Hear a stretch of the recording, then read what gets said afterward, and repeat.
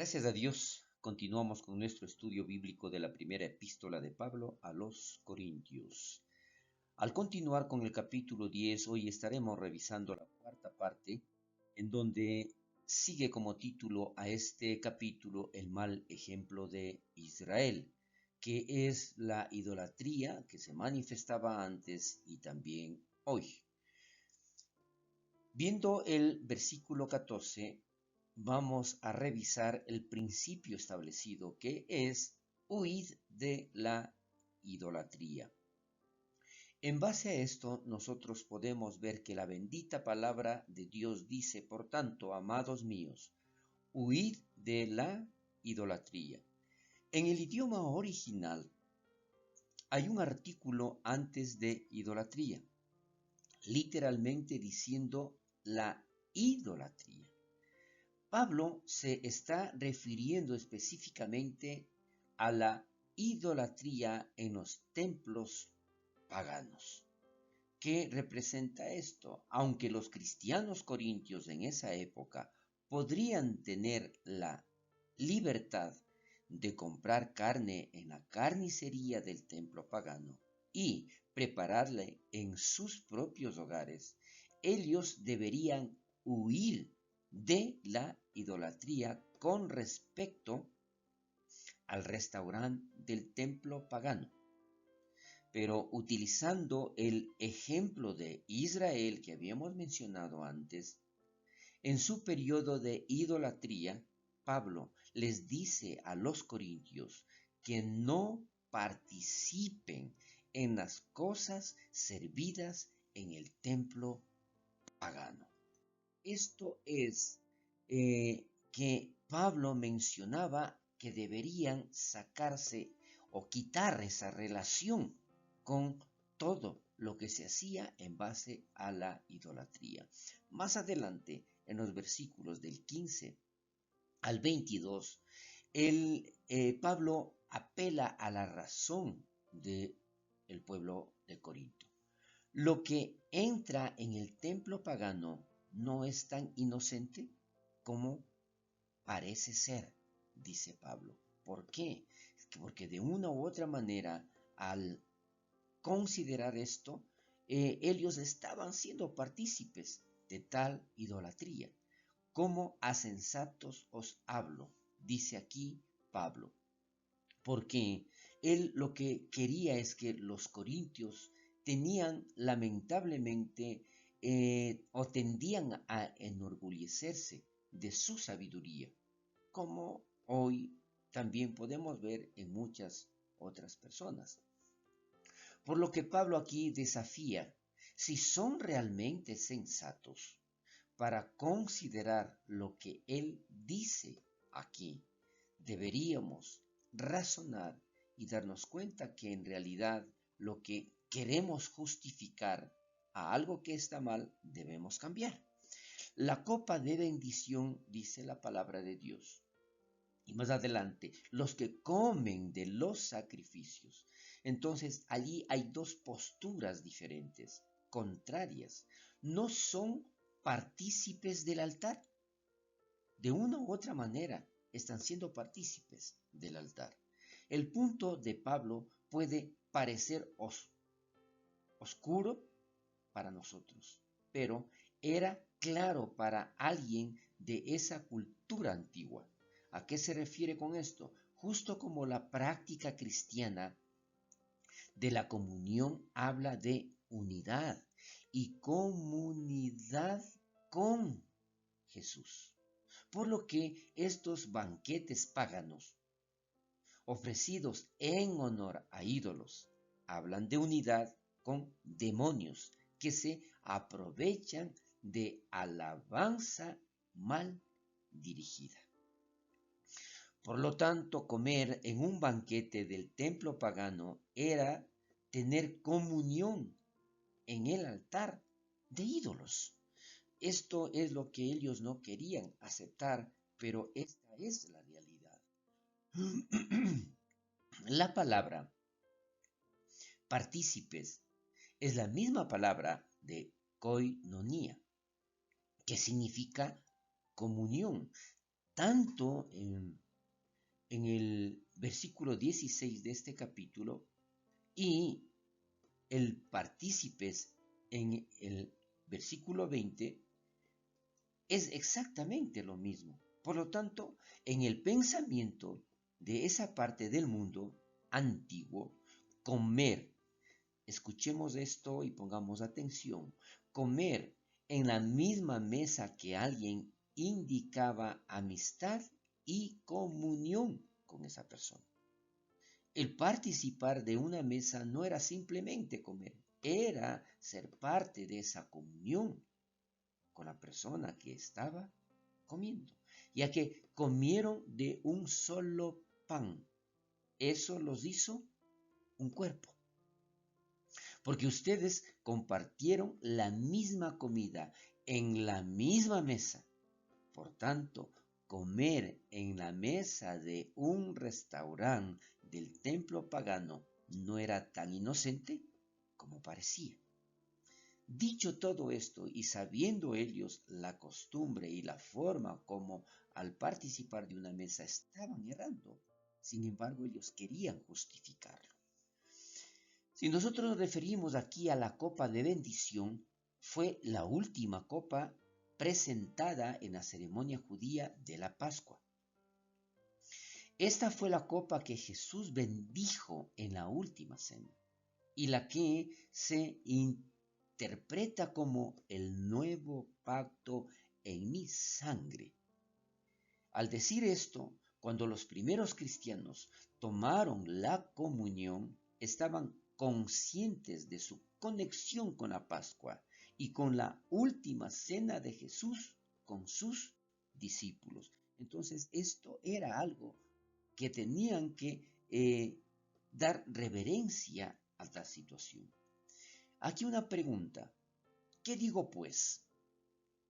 ¿Que el ídolo es algo o que sea algo lo que se sacrifica a los ídolos? A los demonios los sacrifican, dice Pablo. Y al mencionar esto, Pablo ya ha reconocido que un ídolo nada es en el mundo, según lo que nosotros habíamos visto anteriormente en el capítulo 8, en el versículo 4.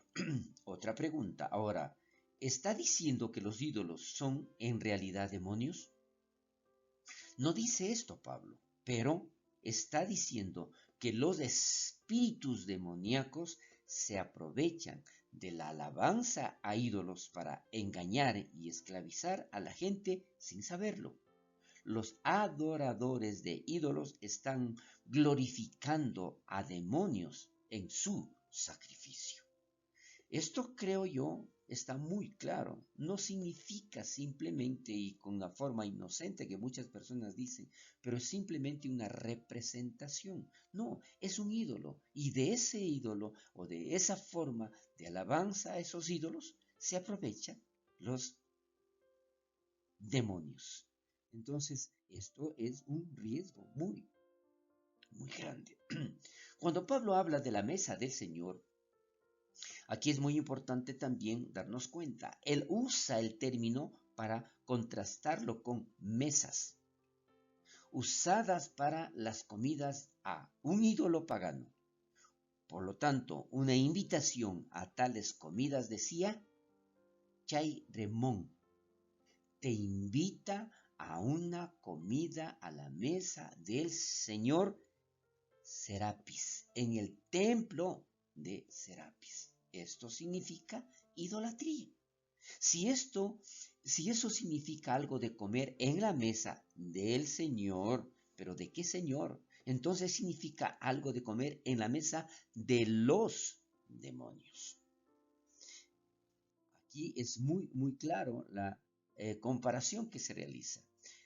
Tal es así que, por ejemplo, en los católicos romanos han usado este pasaje para apoyar la idea de la misa como un sacrificio para los pecados. Pero es adentrarse mucho en el texto decir que la comida cristiana o la comunión debe ser un sacrificio, como se afirma que es en la misa, porque es comparado con la comida conectada con sacrificios paganos y sacrificios judíos. Por lo tanto, el énfasis y la similitud aquí es la comida, no el sacrificio, como lo dice. Puede haber dos ideas en los Corintios que Pablo intenta contestar. Y esto es muy importante. La primera es que los cristianos corintios estaban pensando, ya que un ídolo no es real, no importa lo que comamos, ni dónde lo comamos. Pero Pablo responde estando de acuerdo en que un ídolo en sí mismo no es nada, como lo mencionábamos anteriormente y aquí lo repetimos en el capítulo 8, versículo 4 de esta primera carta de Pablo a los Corintios. Pero ahora explica que los demonios se aprovechan de la ignorancia y su adoración egoísta. Ese es el riesgo, ese es el problema. El segundo es que los cristianos corintios estaban pensando, mientras participemos en la mesa del Señor, estamos a salvo en Él. Pablo responde que están deshonrando la mesa del Señor cuando están en comunión con ídolos. Entonces, ¿qué están haciendo? Están haciendo dos cosas a la vez, en donde hacen algo para el Señor, pero también hacen algo para los ídolos. Y esto no le agrada porque sabemos que Dios odia la idolatría. La comunión inconsciente de algunos de los cristianos corintios con demonios, al participar en las cenas de los templos paganos, provocará a celos al Señor. Él tiene el derecho sobre nuestra adoración y tiene el derecho de ofenderse si le damos nuestra comunión a demonios. Esto es muy claro, pero lamentablemente, tanto en esa época como en la actualidad, no quieren reconocerlo. Continuamos un poco más adelante con estos versículos y aquí vemos que no importa que los cristianos corintios no pretendían adorar demonios en fiestas paganas en templos paganos. Pero si un hombre pone su mano en el fuego, este es un gran ejemplo que nosotros debemos considerar en todo lo que estamos haciendo. Repito, si un hombre pone su mano en el fuego, no importa si él pretende quemarse o no, él se quemará de todas formas. De la misma manera, yo no pretendo hacer daño a nadie, ni pretendo adorar a ídolos, pero si lo estoy haciendo, hay un riesgo muy grande. Si un hombre sale con una mujer, este es otro ejemplo, y se ponen serios acerca de su relación, ¿qué pasará si él toma el mismo tipo de relación con otra mujer? ¿Qué pensará la primera mujer? ¿Por qué el hombre no puede decir, bueno, aún te pongo atención, no pasa nada? Si bien es cierto tengo otra relación, no pasa nada contigo. No es así. Esto se llama infidelidad. Por esto, nosotros debemos considerar que realmente nosotros no podemos justificarnos y no somos más fuertes que Dios. ¿Somos más fuertes que Él? Viene la pregunta. Los cristianos corintios reclamaban su derecho de comer en los templos paganos porque eran cristianos fuertes. No había problema con ellos, pero no es así. ¿Somos acaso más fuertes que Dios? Desde luego que no. Y esto debemos entenderlo. Al considerar todo esto, de regreso al asunto de comer sacrificada a los ídolos, ¿qué significa esto? Viene nuevamente otra pregunta. ¿Qué hay de comer la misma carne en cualquier otro lugar?